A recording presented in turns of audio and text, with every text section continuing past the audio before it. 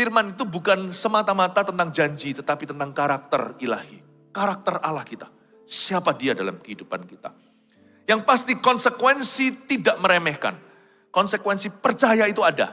Ada perbedaan orang yang percaya dengan yang tidak percaya. Ada perbedaan antara orang yang percaya dan kurang percaya. Percaya nggak?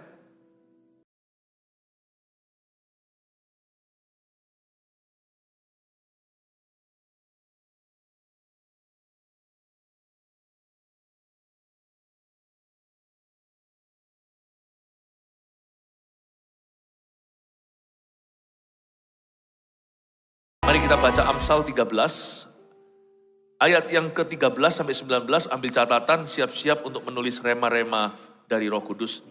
Ayat 13 saya bacakan dulu. Siapa meremehkan firman, ia menanggung akibatnya. Tapi siapa taat kepada perintah akan menerima balasan. Ajaran orang bijak adalah sumber kehidupan, sehingga orang terhindar dari jerat-jerat maut. Akal budi yang baik mendatangkan karunia. Tapi jalan pengkhianat-pengkhianat mencelakakan mereka. Orang cerdik bertindak dengan pengetahuan, tetapi orang bebal membeberkan kebodohan. Utusan orang fasik menjerumuskan orang ke dalam celaka, tetapi duta yang setia mendatangkan kesembuhan. Kemiskinan dan cemooh menimpa orang yang mengabaikan didikan. Tetapi siapa mengindahkan teguran, ia dihormati. Keinginan yang terlaksana menyenangkan hati. Menghindari kejahatan adalah kekejian orang bebal. Jangan lupa tema kita di ibadah ini, hidup lebih susah jika kita bodoh. Saya jadi ingat sebuah lagu. Saya mau iring Yesus, saya mau iring Yesus sampai selama-lamanya. Aslinya bunyinya begini.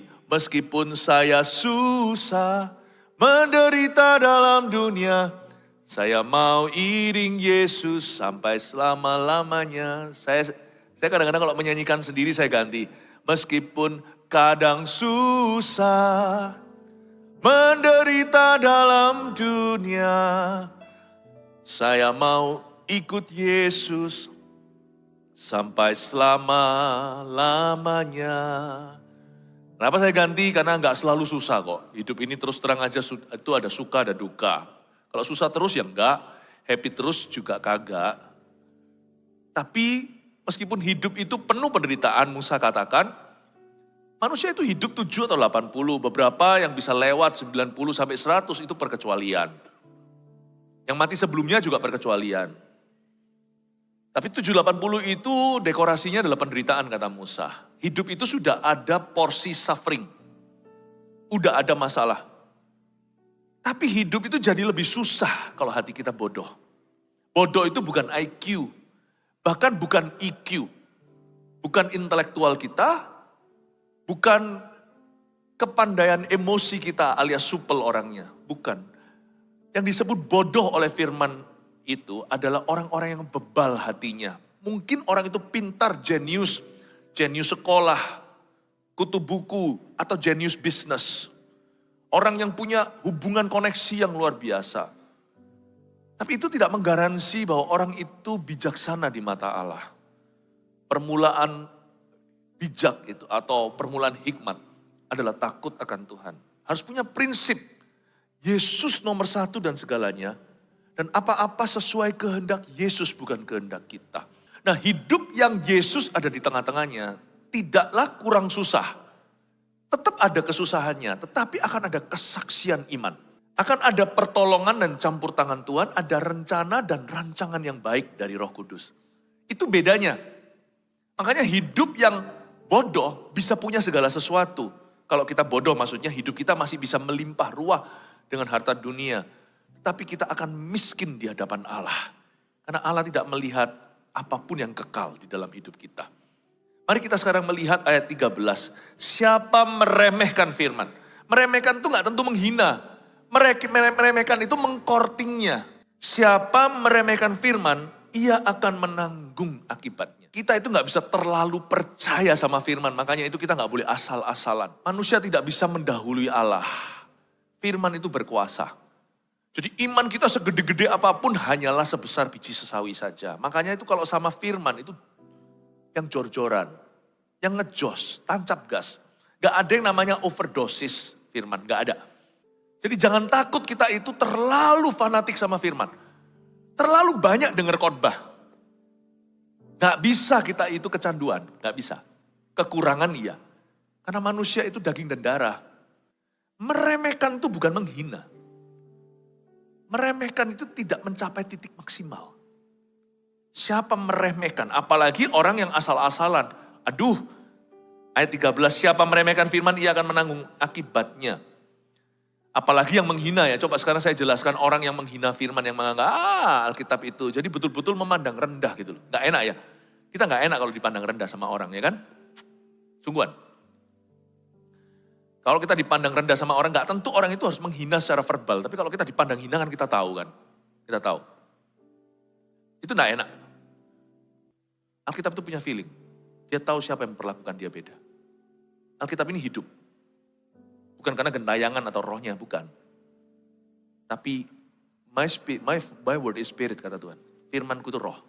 Dan barang siapa meremehkan firman, akan menanggung akibatnya. Ini bukan Tuhan main ancam atau memberi hukuman, bukan. Tetapi memang sudah ada konsekuensi natural.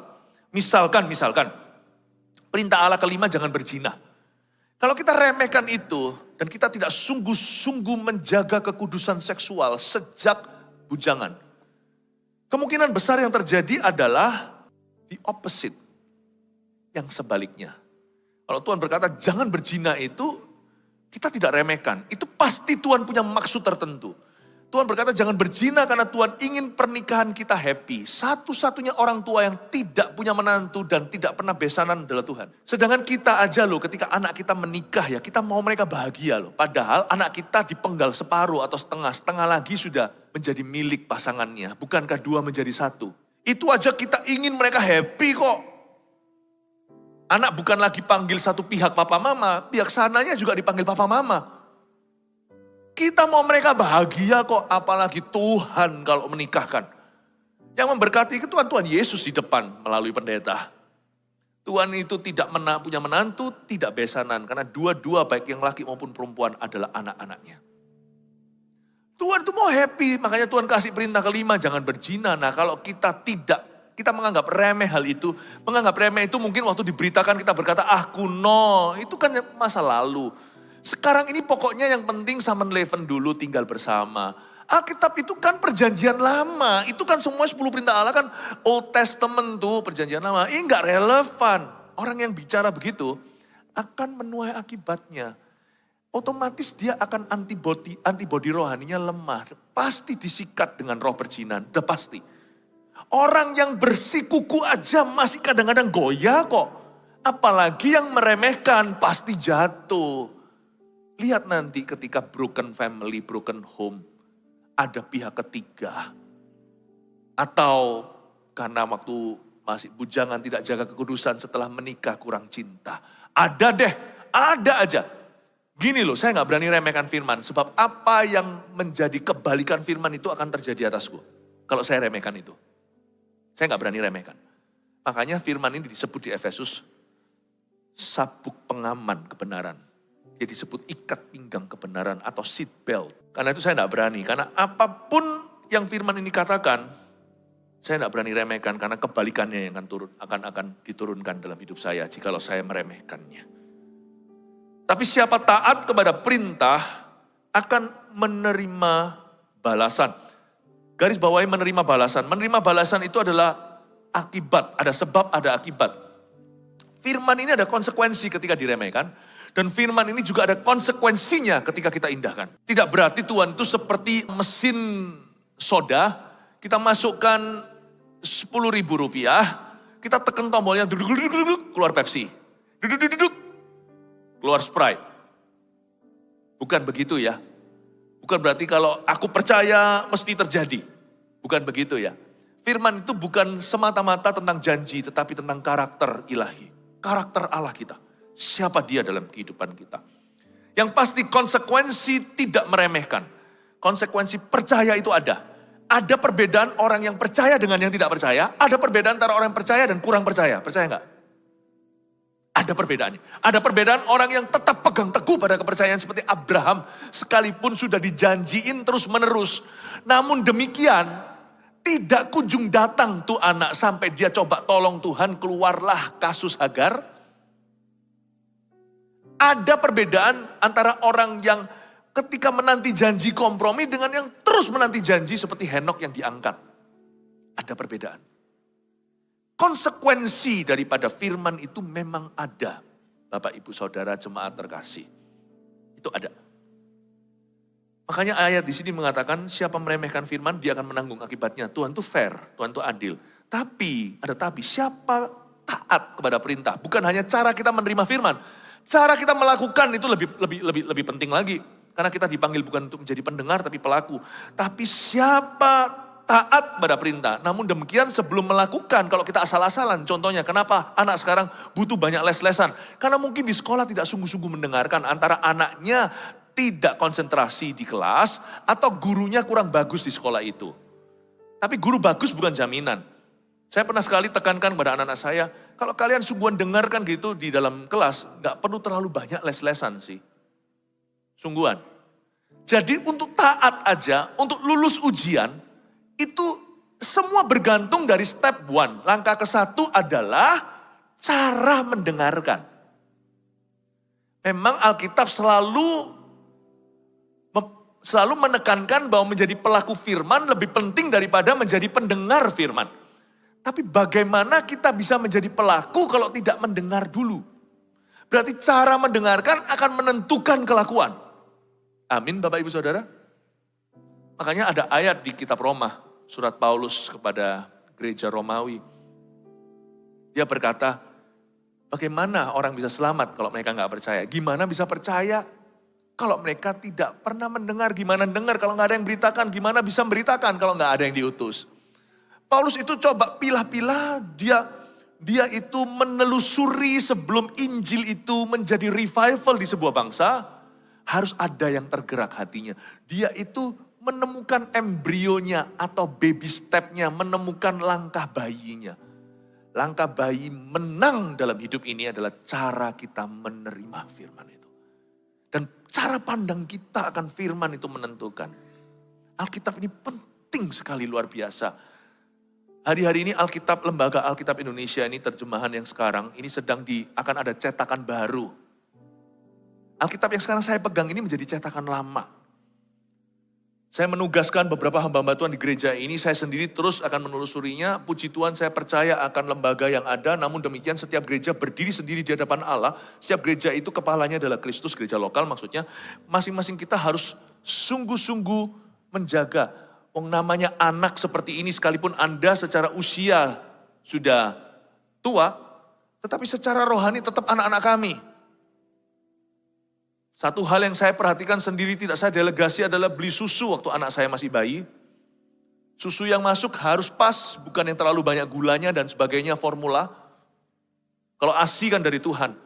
Tapi setelah itu formula kan kita yang harus melihat brand mana yang paling berkenan. Saya harus menjaga, saya tugaskan beberapa hamba Tuhan termasuk Pastor Samuel Handoko untuk melihat apakah Alkitab yang sekarang ada ini perubahannya menyolok atau enggak. Kalau ada perubahan yang menyolok, kita juga nggak bisa apa-apa. Nanti berikut-berikutnya di toko buku sekarang masih ada sisa. Nanti kalau sudah habis ludes, 10 tahun kemudian yang ada cetakan baru. Nah kalau salah gimana? Nah, Alkitab itu saya pegang dengan erat. Bukan hanya saya datang dengan elektronik. Saya dengan bukunya. Saya pegang ini, saya jadikan ini menjadi arsip saya. Ini saya menjadikan koleksi saya yang saya baca. Bukan hanya koleksi yang ditaruh di museum begitu. Saya nggak tahu nanti suatu hari kalau elektronik, saya nggak menyebarkan rasa takut loh ya. Tapi mari kita berpikir kritis. Yang paling berkuasa di dunia itu nanti yang pegang itu loh. Yang di udara-udara, iCloud apa segalanya. Nah kalau suatu hari ting yang ada di HP Anda itu semua diganti Alkitabnya. Jikalau diharuskan kata-kata tertentu diubah. Puji Tuhan, saya sudah pernah membaca Kejadian sampai Wahyu. Saya tidak ingat setiap ayat. Tapi kalau ada yang off, saya langsung ngerti. Coba bayangkan, kalau ada masak dan makan nasi goreng seumur hidupmu, kalau ada nasi goreng yang rasa aneh, Anda langsung tahu. Ini ada bumbu yang salah, langsung mengerti. Puji Tuhan, saya tidak hidup saya di dalam firman. Makanya sekarang saya kasih tugas untuk bisa, seharusnya oke sih, karena saya percaya lembaga ini. Tapi kita selidiki lagi, pastikan nanti setelah saya berkata, iya, dengan masukan daripada hamba-hamba Tuhan yang saya tugasi tim ini, setelah itu Gereja Mawar Sharon bisa menerima atau tidak. Kalau enggak ya enggak bisa apa-apa. Ya, Alkitab yang lama itu akan harga nilainya naik. Alkitab di HP Anda itu kalau siapapun yang berkuasa tiba-tiba mengubahnya harus begini sih. Bisa apa gitu? Gampang, HP saya tinggal saya delete aja aplikasinya. Ini Alkitab saya ada satu, saya ada beberapa di rumah saya pegang erat-erat. Fashion can change, trennya. Bible must not. Cara pandang Alkitab itu gitu. Bukan hanya firmannya, bukunya. Ini bukunya sekarang sudah hancur-hancuran dari kulit. Ini dulu warnanya bagus loh. Ini hancur sekarang. Tulisan-tulisannya. Beberapa udah gak kebaca.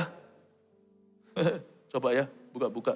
Itu saya tunjukkan supaya cinta Alkitab sungguh-sungguh mengasihi firman.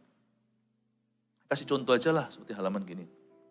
Bahasa Jawa Tengahnya piye bacai. Ini Alkitab saya nih, ini kitab Roma saya.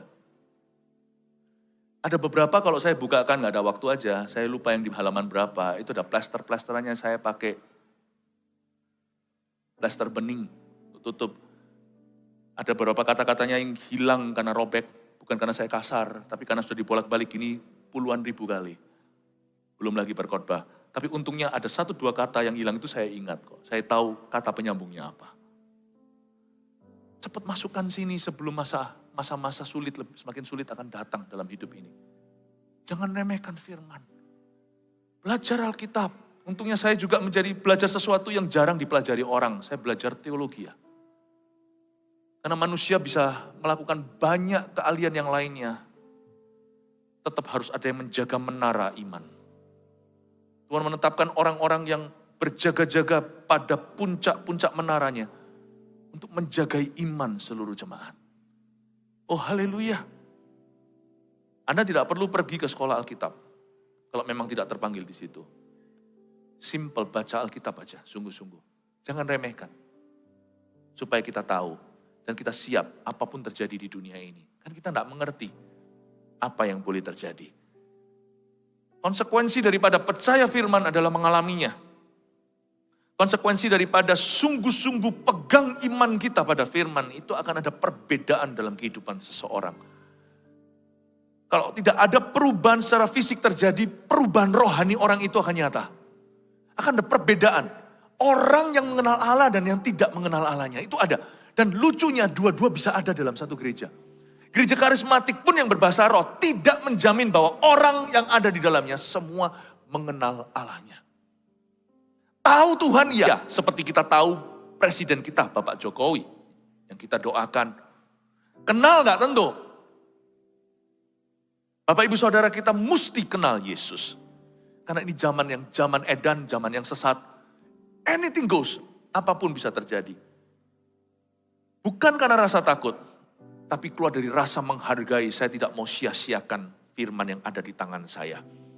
Siapa meremehkan firman, ia menanggung akibatnya. Tapi siapa taat pada perintah akan menerima balasan. Balasan firman adalah the blessing of the word. Oh my goodness. Kalau saya mikir-mikir lagi semua yang ada dalam hidup saya hari ini yang saya bisa syukuri. Bukan karena bersyukur dalam segala keadaan. Yang sungguh-sungguh saya syukuri secara alami. Wow, thank you Tuhan. Yang tidak pernah henti-hentinya saya berterima kasih. Kalau saya pikirkan semua itu hasil dari apa? The blessing of God's word in my life. Berkat daripada firman. Alkitab ini dekat dengan kehidupan. Ada berkat untuk kehidupan kita. Alkitab ini yang memberi kita pasangan hidup. Pasangan sudah ada di luar sana, tapi pemilihan itu dari Alkitab. Dalam hati saya. Alkitab ini ngasih saya rezeki. Kalau bukan karena Alkitab ini saya nggak akan sukses dalam ministry. Nah gimana kalau saya marah-marah, sedangkan ada ayat berkata seorang hamba Tuhan tidak boleh seorang pemarah. Nggak boleh emosian. Nah bayangkan, saya ini notabene zaman dulunya itu orang suka berantem, suka berkelahi. Lah kalau sekarang saya pakai gaya begitu, bukan firman yang mengganti aku. Saya nggak mungkin berhasil sejauh ini. Bukan berarti saya sekarang sudah sukses, ya enggak. Firman ini yang kasih saya rezeki juga. Misalkan kalau Anda berbisnis, ini yang ajari Anda untuk jujur. Ajari Anda untuk cerdik seperti ular. Firman ini juga yang sangat terlibat dalam kita parenting atau mendidik anak. Suami istri cekcok, firman ini yang menyelesaikan. Without this book, I'm dead. Tanpa buku ini. Without this book, you are all dead. Tanpa buku ini, semua mati. You are all spiritually dead. Dan kematian rohani itulah biasanya mulai masuk segala macam hal-hal yang belum ada zaman dulu. Ketika firman berkurang, iblis bertambah dalam kehidupan seseorang. Bapak ibu saudara, siapa taat pada perintah akan menerima balasan. Jadi kebodohan itu bisa sirna dengan dibasuh firman. Tapi kebodohan itu bisa bangkit kembali ketika orang menjauhi firman-Nya. Karena firman itu pelita bagi kaki kita. Orang yang mulai menjauhi dan memadamkannya akan tersandung dalam kegelapan. Dan anehnya, dia gak akan tahu apa yang menyandungnya. Dan kadang-kadang karena ini terjadinya dalam kerohanian, dia bahkan gak sadar dia sedang jatuh. Dia sedang tersandung. Karena itu hidup kita kan lebih susah jika kita bodoh. Tapi hidup kita, saya secara fair bisa berkata, lebih mudah karena firman Allah. Amin ya. Sebagian dari hidup itu misteri, tapi bukan lagi semua teka-teki. Kalau firman itu kita hargai. Bapak ibu saudara, saya mau tekankan ini. I cannot overemphasize this, saya tidak bisa terlalu menekankannya. Zaman sekarang itu semakin susah jadi orang Kristen. Jadi orang Kristen pun semakin susah, sungguh-sungguh. Haleluya. Di sebuah negara saya gak bisa cerita. Mereka gak bisa berkumpul, CG pun tidak boleh. CG aja gak boleh. Saya sempat berapa tahun ke sana. Saya ajarkan firman, saya masih ingat saya di video begini. Saya ngajar, diterjemahkan, saya ajarkan seluruh kisah para rasul. Belum selesai karena saya gak bisa datang kembali lagi di situ. Tapi puji Tuhan, dan itu dikelilingkan dari satu desa ke desa. Saya tidak mengajar. Style saya mengajar itu kan bukan topik-topik begitu, tapi saya ngajar itu dari perikop ayat firman alias kalau bahasa teologinya itu eksposisi atau menjabarkan setiap kata, setiap kalimat. Itu cara saya. Supaya kenyang gitu loh. Daripada banyak opiniku di dalam, lebih baik apa yang Alkitab ajarkan. Jadi saya jelaskan. Setelah itu tutup pintu. CG pun gak bisa ketemu. Aduh, puji Tuhan mereka yang sekarang bisa pegang Alkitab. Negara besar lagi. Puji Tuhan mereka yang sudah pernah belajar firman. Bapak Ibu kalau ada kesempatan di gereja, saya gak hanya bicara di gereja kita, ada program yang baik seperti My Spiritual Journey, ikut. Bukan demi supaya dapat nomor induk jemaat atau jadi member, bukan. Karena itu perlengkapan iman. Cepat diikuti. Latihan pelayanan itu penting sekali, belajar dulu untuk bisa melayani. Siapa tahu suatu hari itu tidak mungkin terjadi. Ayat yang ke-14, ajaran orang bijak adalah sumber kehidupan. Nah sekarang masuk pengajarnya, teachernya ya. Ajaran orang bijak adalah sumber kehidupan sehingga orang terhindar dari jerat-jerat maut. Ingat tadi, banyak firman, lebih sedikit ruang untuk iblis bekerja. Yang ada hanyalah peperangan rohani yang sudah dimenangkan. Akal budi yang baik mendatangkan karunia, tetapi jalan pengkhianat mencelakakan mereka. Akal budi yang baik mendatangkan karunia. Di sini ada dua lakon kalau kita baca secara seksama ayat 15. Pertama, akal budi, kok akal budi yang baik? Saya salah, saya lompat ke 15 ya. Ayat 14 dulu, maaf ya. Ulang lagi ya, sorry.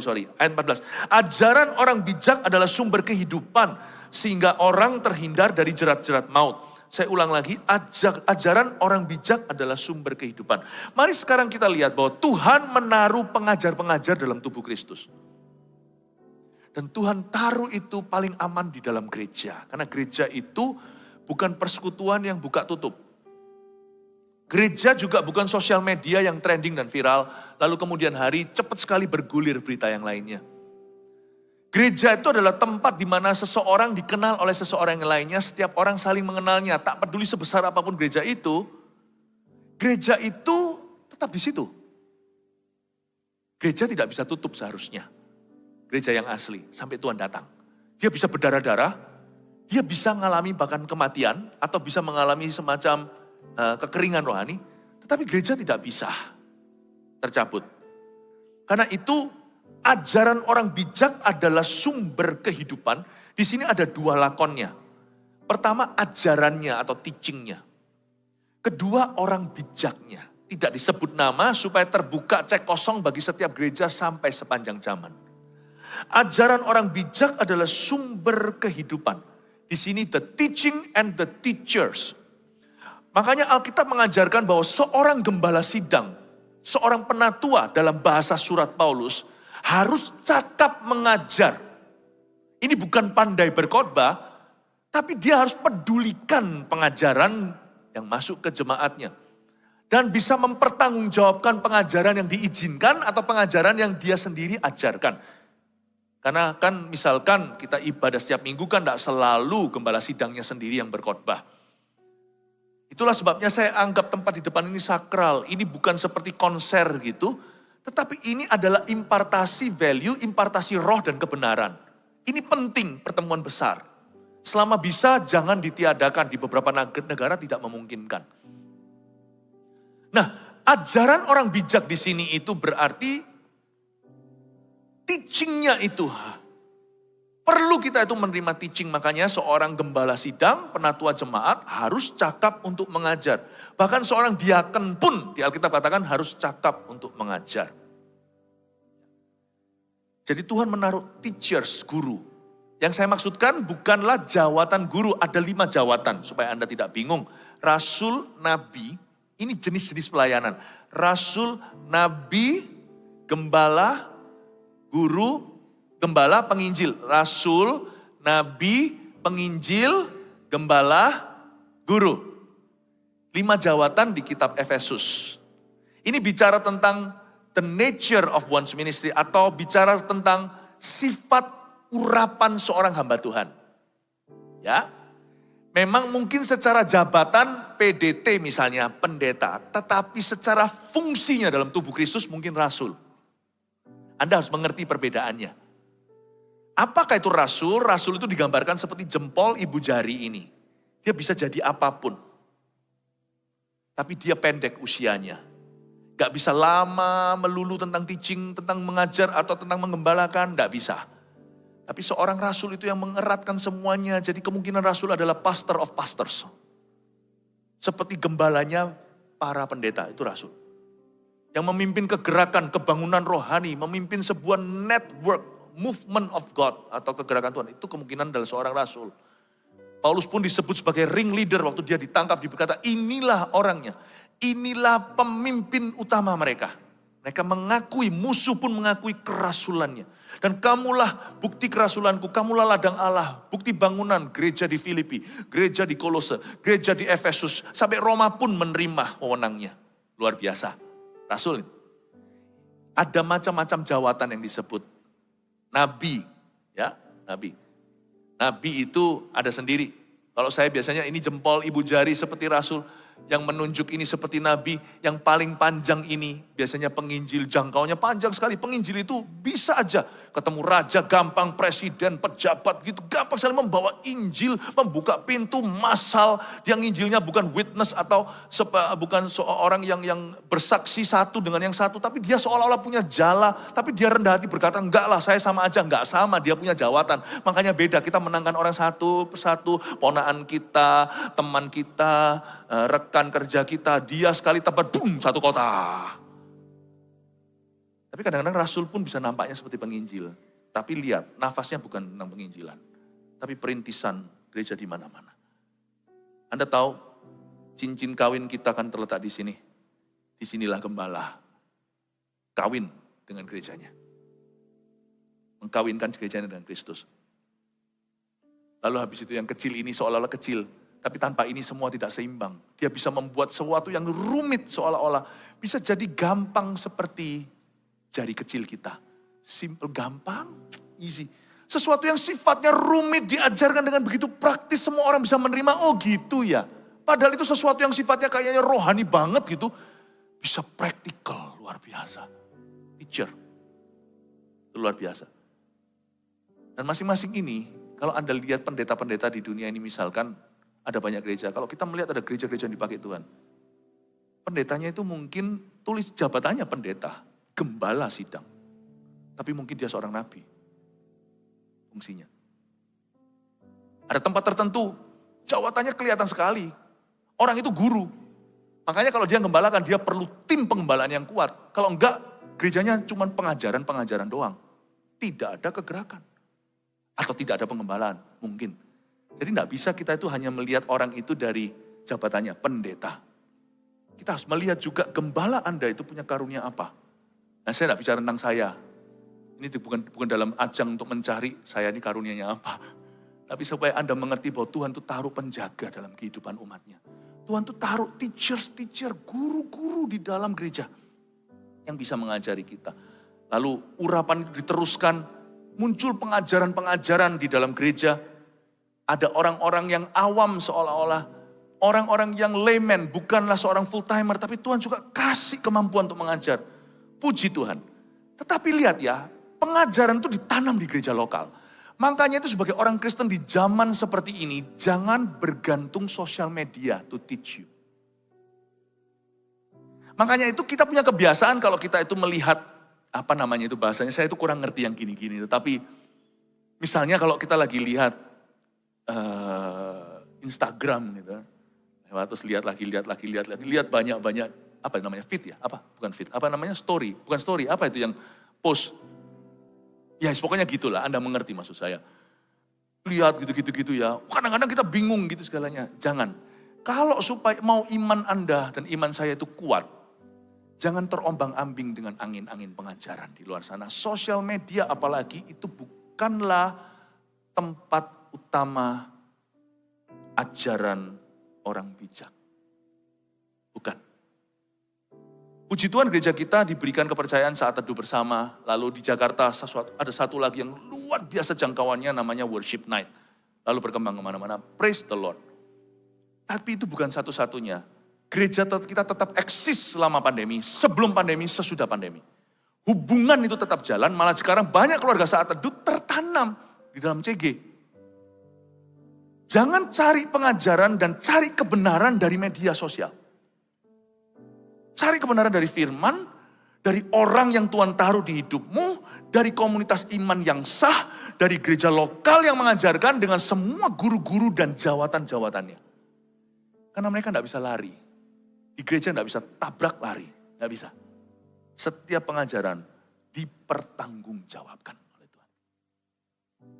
Saya harap Anda mengerti itulah cara kita untuk beranjak secara rohani jadi smart. Kalau enggak kita akan terus oleng terus.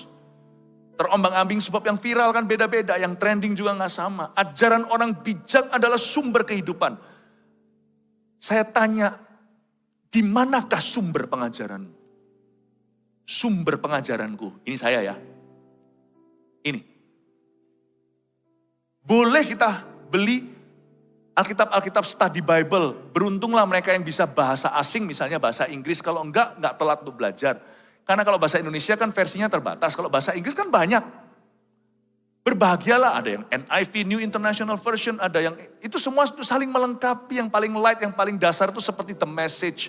Itu kayak cerita gitu loh, tapi di beberapa hal yang sifatnya supra alami di Alkitab itu terlalu praktis sampai hilang supra alaminya. Bukan hilang atau berkurang, lebih tepatnya berkurang. Saya bisa saling melengkapi. Kita baca begitu. Sumber pengajaran saya itu Bible, lebih tepatnya Bibles. Saya punya Bible utama, ini Alkitab saya untuk khotbah. Saya tidak campurkan dengan Alkitab saat teduh saya secara pribadi. Karena terlalu penuh nanti. Alkitab khotbah saya itu fungsinya begini, setelah saya berkhotbah gini nanti saya kembali ke kamar saya, ke ruang tunggu, saya catat apa tadi yang saya katakan supaya saya sendiri gak lupa. Karena kan banyak yang gak direncanakan. Tapi saya punya Alkitab saat teduh sendiri dan saya punya Alkitab versi-versi lain. Bukan karena saya pendeta, tapi karena saya orang Kristen yang tidak meremehkan firman. Tidak perlu Anda punya banyak Alkitab. Satu aja puaskan dulu. Tapi sungguh-sungguh. Sumber pengajaran kita itu ini untuk bertumbuh. Sumber pengajaran kita untuk smart agar supaya hidup jangan lebih susah karena kita bodoh hati. Ini. Dan sumber pengajaran saya kedua, siap gak? Local church, gereja lokal. The local church. Saya paling seneng ya, ketika kalau pas saya lagi jaga gini, Saya nggak khotbah gitu ya, siapa pendeta tamu kayak atau salah satu dari anak rohani, salah satu daripada pastor-pastor di gereja ini yang berkhotbah, wow saya itu kenyang. Karena sekarang semakin jarang. Saya taruh percaya bahwa apa yang dipasang di atas ini sudah didoakan. Sudah didengarkan dulu. Sebelum naik sini, mimbar ini sudah disucikan, artinya kita sungguh-sungguh menjaganya kemurnian firman. The local church. Yang lainnya, jadikan suplemen. Saya rasa itu akan baik, itu akan membuat iman kita sehat. Ya, dan gereja tidak bisa mengajarkan segala sesuatu at once atau sekaligus. Gereja itu akan progresif dalam pengajarannya sesuai tuntunan Allah. Makanya itu heran ya. Makanya orang yang coba kejar-kejar, cuman kejar-kejar pengkhotbah, nanti nggak seimbang. Cobalah Anda ganti-ganti PT, personal trainer, nanti lucu nanti. Tangannya gede satu. Gede sih, gede satu dan beda. Mau pakai yang karet itu atau mau pakai beban, itu beda loh.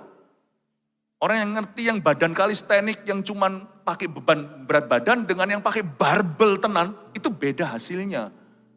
Yang satu mungkin pecah. Strip-strip semuanya, ototnya. Yang satu lagi bulky, boom, tergantung Anda mau jadi orang yang, kalau yang tahu fitness ngerti yang ripped, atau yang robek gitu sepertinya six pack. Kalau kita kan bukan, kita ini kan family pack.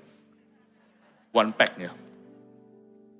Atau mau yang bulky, yang gede itu lain.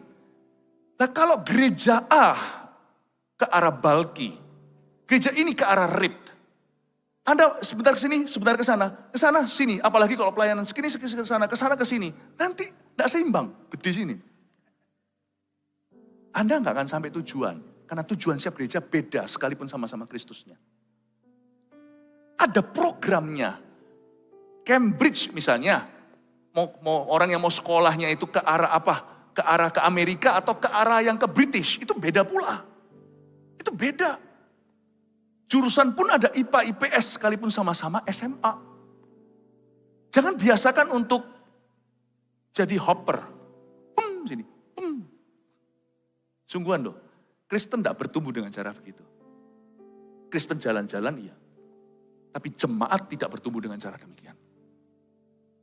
Karena firman dari satu sumber aja kita belum bisa pertanggungjawabkan, kita mau nambah 7 sumber. Itu lain. Bapak Ibu Saudara, saya penting sekali untuk menyampaikan hikmat-hikmat untuk sehat secara rohani. Karena ke depan nanti itu yang tidak sehat dulu di dunia ini adalah kerohanian. Pahami itu. Dan yang setan hendak curi dalam kehidupan kita dan anak-anak kita bukanlah harta maupun kesehatan kita. Yang mau dicuri adalah iman.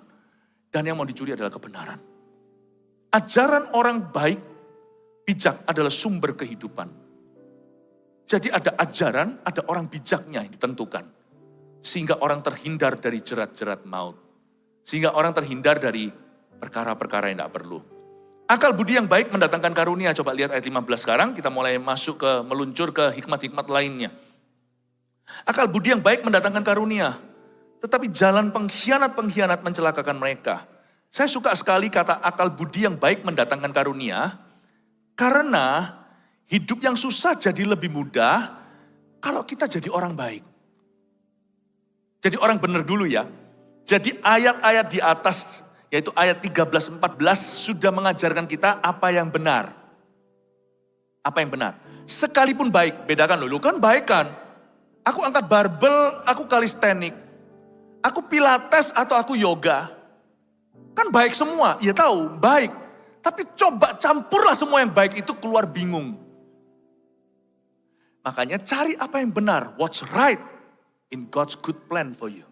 Apa yang benar dalam rencana Tuhan atas hidupmu. Setelah kita dapatkan apa yang benar, sekarang berusahalah sebaik-baiknya untuk jadi yang terbaik.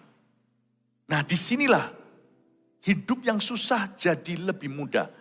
Akal budi yang baik mendatangkan karunia. Ketika kita stabil dan settle, kita sudah tahu what's right for me. Apa yang benar untuk aku. Saya sudah tahu. Maka saya akan kembangkan diri dan memperoleh banyak karunia di sana. Saya tidak berusaha untuk berkhotbah seperti orang lain berkhotbah. Saya ada style yang tepat untuk saya. Dan saya kembangkan dengan ribuan kali sampai saya mahir di sana. Dan saya melihat karunia orang-orang yang diubahkan lewat khotbah saya. Contohnya. You have to know what's right for you dulu. Saya enggak sekarang menjadi pendeta, lalu jadi pengusaha, lalu jadi apa lagi, jadi artis. Enggak, saya tahu what's right for me itu jadi pendeta.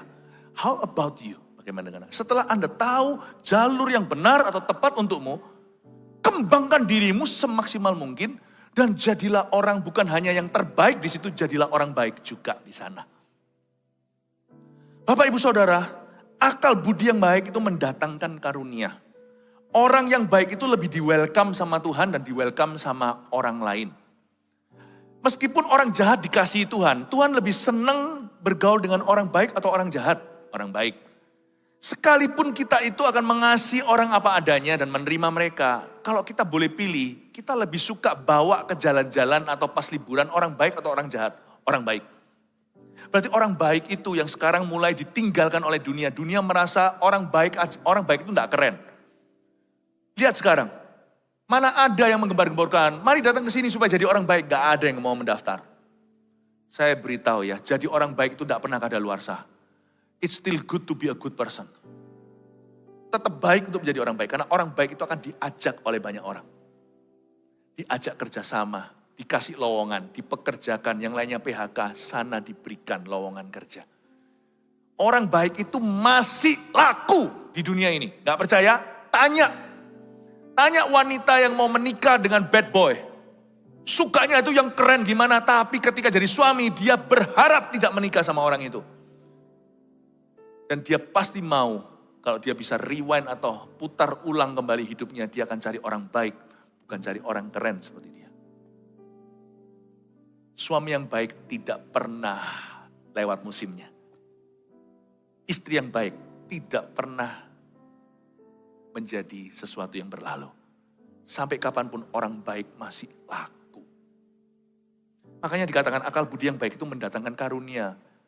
Mereka akan menerima favor-favor yang orang jahat tidak terima. Mereka akan terima favor-favor orang jahat gak terima. Sungguhan loh. Ya. Baik sama dokter misalnya kalau kita lagi praktek gitu ya.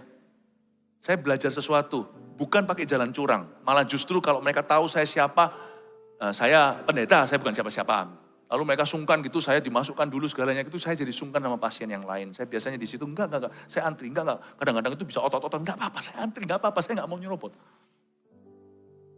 Tapi saya pelajari sesuatu ternyata, orang baik itu menimbulkan sungkan. Saya bukan orang baik, tapi kalau misalkan saya datang gitu ya, enggak mentang-mentang datang pokoknya bayar di kasir gitu ya. Kadang-kadang kita kasih oleh-oleh, kasih sesuatu cindera mata, bukan sogokan. Toh itu enggak mempengaruhi yang saya tidak mau diperlakukan istimewa. Tapi ketika saya datang kasih gitu, ternyata orang itu jadi sungkan ya. Jadi ternyata orang memperhatikan orang lain, punya hati baik memperhatikan orang baik, itu ternyata menguntungkan dia juga, menguntungkan dirinya akhirnya. Orang jadi sungkan. Orang jadi sungkan. Susah untuk berkata tidak sama orang baik loh, sungguhan. Mending gak terima teleponnya. Ajari sama anak-anak, kamu jadi orang harus jadi orang baik. Mau enggak Pak, aku mau jadi orang, aku mau jadi YouTuber. Aku mau jadi influencer, aku mau jadi orang terkenal. Iya, orang terkenal. Orang terkenal kamu dihujat buat apa? Aku mau jadi orang kaya. Iya, nanti. Tapi kamu janji sama papa. Kamu jadi orang baik. Lalu papanya harus tunjukkan jadi orang baik juga.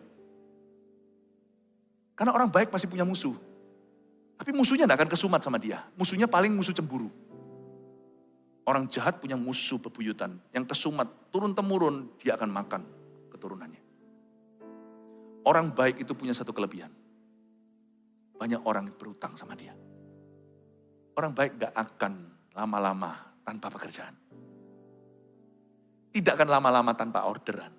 Anda perhatikan. Misalnya kalau saya kemarin diceritain sama satu orang yang sudah lama gak pergi ke satu pedagang makanan gitu. Lalu habis itu dulu sekali waktu kita makan di sebuah restoran, The Pot gitu ya. Zaman-zaman dulu yang tahu ya, ada orang-orang yang jualan majalah. Lalu dibungkus plastik gitu ya. Itu kan kasihan ya. Tapi kalau waktu kita dulu-dulu, waktu saya zaman kecil mana ngerti. Saya ambil bobo, saya buka bobo, saya buka Donald bebek, setelah itu gak beli. Pernah sekali saya dimarahi loh. Gak beli, dibaca-baca, diambil. Papa saya pas lagi ke sana, ke WC, diambil. Saya diambil gitu aja dirampas. Enggak beli. Saya jadi takut sama orang itu. Setiap kali dia datang menimbulkan trauma karena dia orang jahat. Orang jahat itu menimbulkan trauma. Jadi waktu dia datang gitu, nggak mau. Papa saya tanya waktu saya datang lagi, mau beli nggak? Tapi kemarin seorang teman saya pergi ke sebuah tempat, ternyata di Surabaya masih ada yang jualan begitu, masih ada, jarang sekali datang. Loh, kok? Om, udah lama nggak kesini ya? Memang udah lama. Oh iya, seneng loh bisa ketemu lagi. Udah, mau majalah? Nggak mau pun ya kan mau. Oh suka dia, ya, saya baca. Nggak apa-apa baca, nggak apa-apa, ini sudah. Nggak apa-apa baca aja beberapa, nggak beli nggak apa-apa. Nggak apa-apa, baca aja. Nggak apa-apa, nanti saya ambil kok. Jadi lebih ringan juga bawaan saya. Ketawa misalnya. Ini saya imajinasi, nggak terjadi begitu. Kalau saya jadi penjual majalah, saya akan lakukan itu. Itu bukan the art of marketing. It is the art of being a good person. Itu adalah seni, bukan seni marketing, itu seni menjadi orang baik, menebar kebaikan. Apa salahnya sih? Nggak rugi kok, jadi orang itu jangan jahat. Nggak ada ruginya menebar kebaikan. Saya pasti akan taruh, nggak apa-apa, itu saya masih ada kok, ini yang sama, nggak apa-apa Pak. Nggak beli nggak apa-apa, dan saya harus konsekuen, kalau nggak dibeli jangan marah. Saya selalu berpikir selalu ada lain kali, lalu saya yakin untuk saya kembali, dia pasti beli satu. Nggak beli pun dia akan beli. Masa beli Femina? Dia beli apapun yang di tangannya. Karena dia sungkan. Akal budi yang baik mendatangkan karunia. Karunia di sini artinya sesuatu yang ekstra yang harusnya bukan milikmu. Sesuatu yang harusnya bukan dialokasikan untuk Anda. Sesuatu yang harusnya nggak terjadi tapi bukan dipaksakan. Tapi orang sungkan memberikan. Karunia itu artinya undeserving favor. Undeserved favor. Akal budi yang baik masih datangkan rezeki ternyata. Semua dimulai dari firman. Orang baca firman pasti jadi orang baik. Kalau enggak pasti ada sesuatu yang salah. Gak ada orang baca Alkitab jadi orang jahat, gak ada. Alkitab ini yang ajari saya untuk jadi orang baik. Alkitab ini buku kebaikan. Makanya kita seringkali gembar-gemborkan, orang Kristen memang begitu, tapi agama lain mengajarkan kebaikan, jangan salah. Kebaikan itu penuh di gudang kekristenan. I think it's time kita katakan bahwa it's cool to be a good person. Sangat keren untuk menjadi orang yang baik. Jadilah orang yang baik. Ya, amin Bapak Ibu Saudara. Tapi jalan pengkhianat mencelakakan mereka. Kata pengkhianat di sini adalah orang yang jahat. Orang yang jahat karena dijahati juga ada, tapi ada orang yang jahat tidak diapa-apakan, dia memang suka jahatin dan jahilin orang lain. Orang begitu mencelakakan sendiri. Kata mencelakakan mereka di sini artinya life is hard and it's even harder when you're stupid. Itu artinya. Hidup itu susah, tapi jauh lebih susah kalau kita bodoh. Itu maksudnya. Itu maksudnya jalan pengkhianat mencelakakan dirinya. Amin Bapak Ibu Saudara. Ayat 16, orang cerdik bertindak dengan pengetahuan. Kata cerdik di sini bukan IQ. Orang cerdik bertindak dengan pengetahuan. Ini pengetahuan bukan sekedar pengetahuan kayak kita belajar. Pengetahuan di sini artinya applied knowledge. Orang cerdik bertindak dengan pengetahuan artinya orang cerdik mengaplikasikan pengetahuan yang dia terima. Itu orang cerdik. Orang yang pandai berenang bukan orang yang tahu cara berenang, tapi orang yang berenang. Orang cerdik bertindak dengan pengetahuan. Apa yang Anda terima saat teduh secara pribadi, atau waktu di gereja seperti ini, cepat apply-kan. Maka Tuhan akan memberimu lebih banyak hikmat di area itu. Eat the bread while it's hot. Makanlah roti itu waktu baru keluar dari ovennya. Tetapi orang bebal membeberkan kebodohan. Kata orang bebal membeberkan kebodohan ini luar biasa. Artinya orang salah itu gampang dikenali. Jangan gampang percaya dengan klaim orang. Untuk kita bisa mengerti orang itu orang baik atau orang bebal gampang. Sampai setengah jam aja sudah langsung ketahuan. Misalkan kalau ada orang salah-salahkan orang di depan Anda kita bisa langsung mikir, jangan terbawa. Banyak orang itu yang kurang berpengalaman, tak peduli usianya berapa. Gampang terbawa emosinya ke dalam dosa orang. Kalau kita melihat begitu, kita harus bisa menimbang-nimbang. Kenapa ya dia jelek-jelekkan orang ya? Wong aku ini ya bukan siapa-siapanya apa-apa. Gampang dikenali.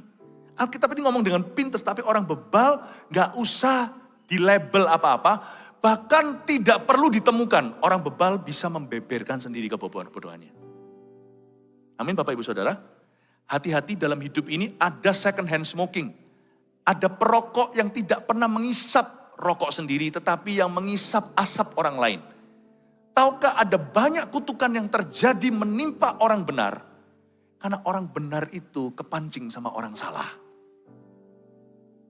Jangan kepo untuk sesuatu yang bukan wewenang Anda. Doakan saja, tutup telinga, dan katakan, kalau aku orang yang tepat, aku urus. Karena aku tidak berwenang apa-apa, dan ini tidak ada urusannya, tidak ada hubungannya. Kebaktian pertama tadi saya ajarkan, sebelum kita berbicara, berkata-kata, tanya, apakah itu benar beritanya? Dan apakah ini baik untuk disampaikan? Apakah ini perlu, apakah ini tepat waktu? Dan kalau kita tahu bahwa kita ini semua di luar konteksnya, jangan ikut bebal. Karena itu banyak orang-orang itu ya, kalau saya lihat ya, banyak orang yang tidak berhikmat itu akan ikut-ikutan. Kalau Anda tanya terjadi huru hara misalnya, terjadi riot di jalanan. Coba tanya ya, ini menurut riset ya, jadi orang-orang yang bakar-bakar gitu. Kalau Anda tanya sebagian besar, kenapa mereka bakar? Mereka nggak tahu. Mereka nggak tahu. Mereka ikut, bakar. Manusia itu gampang tersapu dengan sesuatu yang salah. Banyak orang benar yang dulunya benar, ikut salah jadi salah. Makanya Alkitab mengatakan, jangan kamu tumpang tangan, tergesa-gesa menumpangkan tangan kepada orang. Dan jangan kamu terseret dalam dosa orang. Tahukah di luar sana ada orang-orang salah yang penginjilan. Mereka cari pembenaran dan mereka akan menjadikan Anda korban berikutnya untuk pembenaran mereka. Be careful, jangan mau dimanfaatkan dalam hidup ini. Jaga hatimu, karena kalau hati kita syarat dengan sesuatu yang salah, apalagi kepahitan, tak lama lagi berkat itu akan tercuri dari hidupmu. Yang rugi bukan mereka yang menghasutmu, Anda yang terhasut, rugi pula. Orang bebal membeberkan kebodohan. Jangan langsung percaya, firman Tuhan tidak perlu diuji, manusia perlu diuji. Makanya saya tidak gampang sekali untuk dihasut sama orang. Orang berkata, oh telinganya tipis katanya. Jangan jadi orang yang telinganya tipis. Telinga tipis itu sama Tuhan. Belajar jadi orang yang bisa membeda-bedakan. Karena nanti ke depan, banyak anak Tuhan yang kamir karena orang-orang begini. Makanya saya harus jaga jemaat kita. Utusan orang fasik menjerumuskan orang ke dalam celaka, tetapi duta yang setia mendatangkan kesembuhan. Utusan orang fasik itulah orang benar yang terhasut orang bebal. Jangan jadi kurirnya pihak yang salah di dalam hidup Anda. Jangan jadi kurirnya. Saya pernah sekali diomongi sesuatu tentang orang lain. Saya dapat hikmat Tuhan. Kalau saya tolak gak bisa karena ini teman. Saya gak bisa asal tutup kuping. Seperti burung unta yang taruh kepalanya di bawah tanah seolah-olah seluruh dunia lenyap di hadapannya. Gak bisa. Tapi saya minta hikmat Tuhan. Saya harus belajar tai chi-nya Roh Kudus ya. Untuk memakai kekuatan orang itu tak kembalikan ke hal yang benar. Saya berkata, oke, baik, gini dulu, tahan dulu. Saya menerima semuanya, tapi ini informasinya banyak. Saya ajak kamu ketemu sama orangnya. Oh, enggak mau. Loh, saya ajak kamu ketemu sama orangnya, saya bantu kamu. Saya bantu taruh dalam kata-kata, kalau memang benar tanya sama orangnya. Enggak mau. Oh, kalau enggak mau ya saya enggak bisa apa-apa, kamu enggak usah cerita sama saya, percuma nanti. Dengan hati, kamu keracunan, kamu enggak usah racuni aku. Iya kan? Orang kena COVID, masa terus cipika. Enggak dong, pakai maskernya kan. Menurut saya ada satu titik di mana kita itu bukan tidak mengasihi orang lain, kita harus bisa jaga diri. Jaga hati dengan segala waspada itu bukan hanya dari roh jahat, tapi jaga dari manusia yang salah. Jangan jadi utusan orang fasik, tapi duta yang setia mendatangkan kesembuhan. Harus mengerti bagaimana mengarahkan. Harus tahu bagaimana bisa mengarahkan yang salah, kita sendiri jangan ikut salah. Kecuali kalau kita sedang salah, harus bisa diarahkan ke arah yang benar. Itu maksudnya orang yang bijak mendengarkan didikan. Kemiskinan dan cemooh ayat 18, 19, bentar lagi selesai ya. Siapa belajar sesuatu? Puji Tuhan.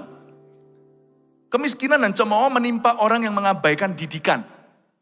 Tetapi siapa mengindahkan teguran ia dihormati. Anda baca, kemiskinan dan cemooh menimpa orang yang mengabaikan didikan. Saya sebut ini unforced poverty atau kemiskinan yang tidak dipaksakan. Tadi saya ada panjang lebar, saya nggak ulang, nanti dengarkan sendiri. Di ibadah sebelum ini saya jelaskan apa maksudnya kaya, orang menjadi kaya secara halal dan orang menjadi kaya secara haram. Orang menjadi miskin secara halal karena kehendak Tuhan, karena memang itu limitation, itu adalah batas talentanya, dengan orang yang jadi miskin karena haram. Orang yang menjadi miskin dengan haram, secara haram. Inilah miskin secara haram. Kemiskinan dan cemooh menimpa, nah ini haramnya. Ya gara-gara dia mengabaikan didikan. Dia miskin itu bukan kehendak Tuhan. Seharusnya batasnya tidak di sana. Ada personal responsibility orang itu, kenapa dia miskin itu ada tanggung jawab pribadinya. Misalnya ada orang yang memang sengaja muntung sekolah. Orang sekolah aja nggak tentu berhasil kok dia muntung sekolah. Nggak tentu berhasil kok. Zaman sekarang loh orang S1, S2 nggak tentu dapat kerja. Orang itu kalau bisa sekolah serendah-rendah. Kalau dia bisa tinggi-tinggi kenapa tidak? Jadi ada unforced poverty, kemiskinan dan cemooh. Artinya setelah meremehkan firman, dia meremehkan segala sesuatu dalam hidup ini. Gampang ah. Tapi siapa mengindahkan teguran ia dihormati. Pahami sesuatu. Kita nggak perlu hidup itu stres apa kata orang. Karena Alkitab mengatakan siapa mengindahkan teguran. Siapa mau ditegur, diajar, diarahkan. Orang itu akan dihormati. Bukan hanya diterima, diampuni, dihormati.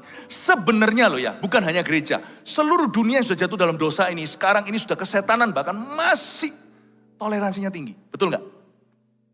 Dunia ini masih toleransinya tinggi. Sebenarnya manusia itu masih diciptakan dengan kelihatan sisa-sisa gambar rupa Allah. Humans are forgiving. Pada waktu seorang Perdana Menteri Jepang misalnya pernah membuat salah apa gitulah. Dan dia di depan kamera tidak membela diri. Dan dia mengakui misal salahnya. Lalu dia menunduk begini. Tiba-tiba berbalik semuanya itu seluruh negeri iba sama dia. Meskipun dia tetap turun juga. Waktu saya lihat dalam berita itu. Reaksi crowd itu bisa berubah. Seketika. Saya itu melihat bahwa meskipun banyak twisting. Banyak sekali bengkoknya dunia ini. Tapi tetap gimana pun juga saya akui. Manusia itu diciptakan dengan hati yang forgiving. Gampang ampuni. Manusia itu lebih gampang ampuni. Opini dunia pun bisa berubah 180 derajat membela orang yang salah. Kalau orang itu mau rendah hati. Jadi sebenarnya hidup itu gak susah, gak usah dibawa stres. Orang mikir apa itu gak penting. Kalau kita jadi orang itu apa adanya.